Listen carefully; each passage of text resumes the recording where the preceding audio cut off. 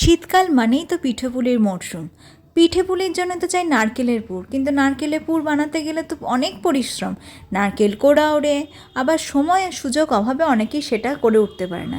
কিন্তু আমাদের কাছে এমন একটা অপশন আছে যেটা বাড়িতে সহজেই আমরা এইভাবে নারকেলের পুর বানাতে পারবো।